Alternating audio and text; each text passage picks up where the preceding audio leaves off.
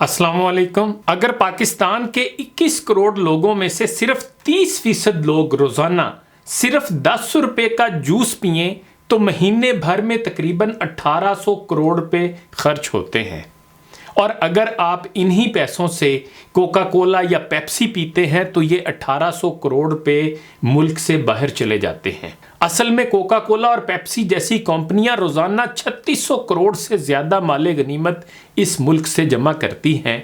आपसे दरख्वास्त है कि आप गन्ने के जूस और फलों के रस, लीमू की शिकंजबीन या सत्तू वगैरह को अपनाएं और मुल्क के 3600 करोड़ पे बचाकर हमारे किसानों को दें ताकि किसान खुदकशियां ना करें। फलों के रस के कारोबार से भी लाखों लोगों को रोजगार मिलेगा। आपका ये छोटा सा कदम मुल्क में खुशहाली ला सकता है। मकामी अपनाओ, कौम को ताकतवर बनाओ। Coca Cola, Pepsi, Maggi, Fanta, Garnier, Revlon, L'Oreal, Huggies, Pampers, MamyPoko, Libero, Levi's, McDonald, Calvin Klein, Kit Kat, Sprite, Nestle, KFC।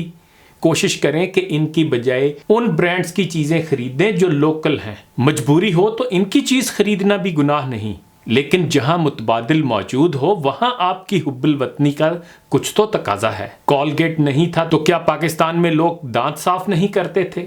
Fair and lovely या ग्लो एंड लवली नहीं थी तो क्या सब पाकिस्तानी औरतें काली थीं? बल्कि हमें तो अपनी बच्चियों को और औरतों को काले और सांवले रंग के एहसासे कमतरी से निकालना चाहिए। सिर्फ गोरा रंग ही तो हुस्न की इलामत नहीं। अल्लाह की बनाई हुई हर चीज बिलखुसूस इंसान तो है ही सरापा हुस्न। लक़द खलक़नल इंसान फी अहसनी तक़वीम।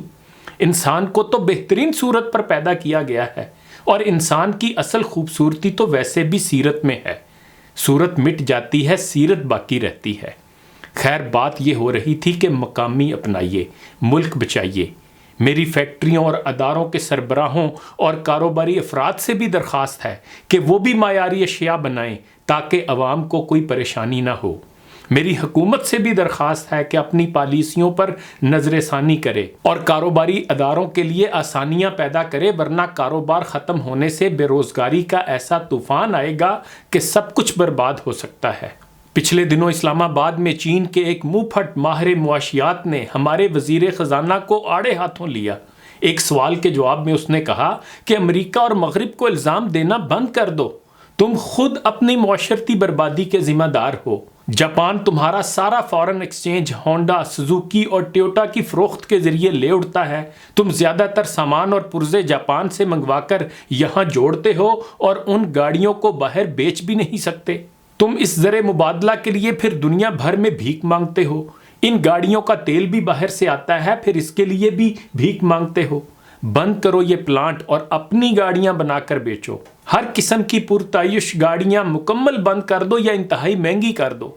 फिर उसने कहा, तुम ज़राअत को मॉडर्न करो, तुम सनत को मॉडर्न करो, एक्सपोर्ट बढ़ाओ, चीन को कॉपी मत करो क्योंकि तुम चीन कभी नहीं बन सकते। उसके लिए बड़ी कुर्बानी और सख्त डिसिप्लिन की ज़रूरत है। तुम्हारा मॉडल मराकश है जिसने बर्क रफ्तारी से तरक्की की है। उसने अपनी ज़राअत और अपनी सनत को तरक्की दी और अब उसकी गाड़ियां पूरी दुनिया में खरीदी जा रही है। उसने कहा, जाओ अपने वज़ीर आज़म को बताओ कि इन कंपनियों को बंद करो जो तुम्हारा ज़रे मुबादला खाती हैं और उन कंपनियों को फ़रोग दो जो ज़रे मुबादला कमाती हैं। क्या खरी खरी सुनाई उस चीनी ने। हकीकत यह है कि हम अपनी बर्बादी के खुद ज़िम्मेदार हैं।